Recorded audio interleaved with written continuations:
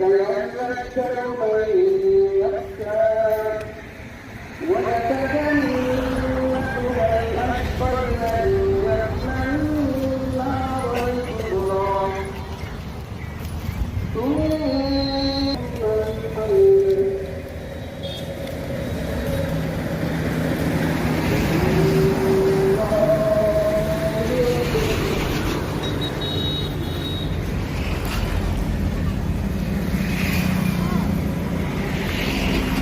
ومن يعمل مثقال ذرة شرا يره الله أكبر الله أكبر الله أكبر الله أكبر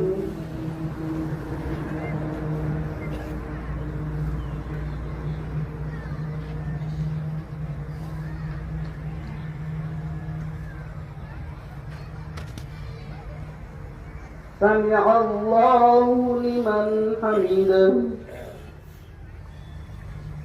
الله أكبر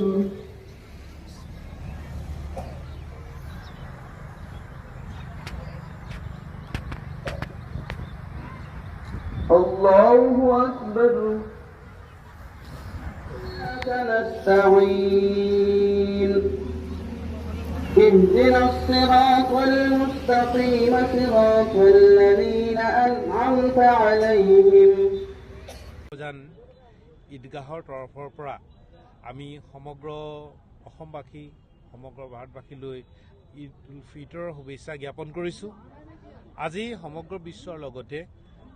এই অসমৰ যোৰহাট জিলাৰ কাকজানৰ ঐতিহাসিক যিখন ঈদগাহ মৈদান, এই ঈদগাহ মৈদানত ঈদৰ নামাজ অনুষ্ঠিত হ'ল আৰু এই ঈদৰ নামাজ আজি এই ঈদগাহ মৈদানত 1932 চনৰ পৰাই অনুষ্ঠিত হৈ আহিছে আৰু এই পৰম্পৰাৰে আজি বছৰটোৰ ঈদ উল ফিতৰ এমাহ আমি ৰোজা ধৰিলোঁ ৰমজান মাহৰ আৰু এই ৰোজাৰ শেষত আজিৰ দিনটোত আমি সকলোৱে দুই ৰাকাত নামাজেৰে আমি ঈদ উল ফিতৰ উদযাপন কৰিলোঁ আৰু নামাজৰ শেষত সমগ্ৰ বিশ্বৰ শান্তিৰ বাবে আমি দেশখনৰ উন্নয়নৰ বাবে আৰু সকলো ৰাজ্যৰ কল্যাণৰ বাবে আমাৰ ইমাম চাহাবে সকলোৰে হৈ দোৱা কৰিলে আৰু আমি তাত সকলোৱে সমবেত হ'লোঁ আৰু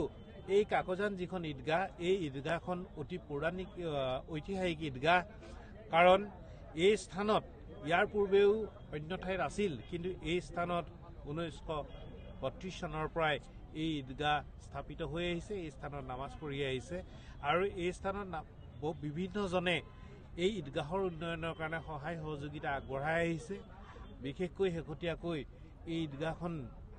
যোৰহাট ৰাষ্ট্ৰীয় ঘাইপথৰ কাষত অৱস্থিত ঈদগাহখনি উন্নয়নৰ বাবে ইতিমধ্যে আমাৰ প্ৰাক্তন যোৰহাটৰ সাংসদ তপন গগৈ ডাঙৰীয়াই 10 লাখ টকাৰ অনুদান আগবঢ়াইছিল আৰু আমাৰ বৰ্তমানৰ যোৰহাটৰ বিধায়ক হিতেন্দ্ৰ নাথ গোস্বামীয়ে 5 লাখ টকাৰ অনুদান আগবঢ়াইছিল। আমি এইসকলক আমি কৃতজ্ঞতাৰে ধন্যবাদ জ্ঞাপন কৰিছোঁ আৰু বিভিন্নজনে তেখেতসকলৰ লগতে বিভিন্নজনে অনুদান আগবঢ়াইছে।